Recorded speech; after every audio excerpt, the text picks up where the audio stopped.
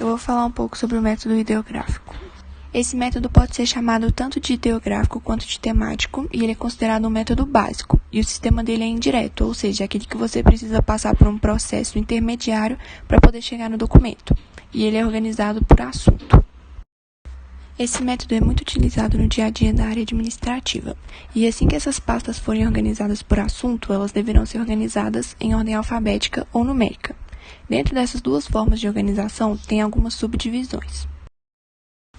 No método alfabético, a gente pode subdividir entre dicionário e enciclopédico, e no numérico entre decimal, duplex ou unitermo. No método alfabético, a organização dos assuntos pode ser feita em um único nível, que é o método dicionário, ou em diversos níveis hierarquizados, que é o método enciclopédico. Sendo que no método dicionário é uma organização simples em ordem alfabética, e no método enciclopédico é uma ordem alfabética dentro de cada nível.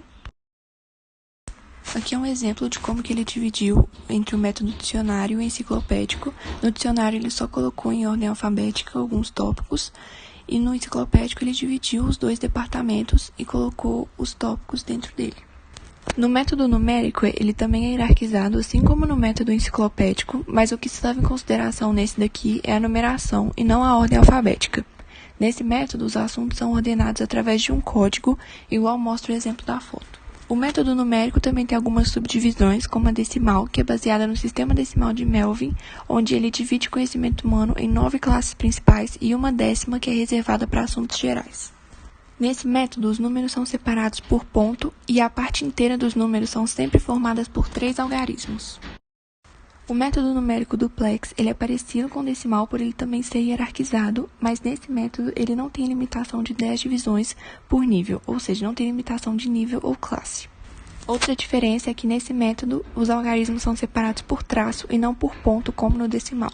O método unitermo ele consiste em atribuir a cada documento ou grupo de documento um número em ordem crescente, que é o número de registro de acordo com a sua entrada.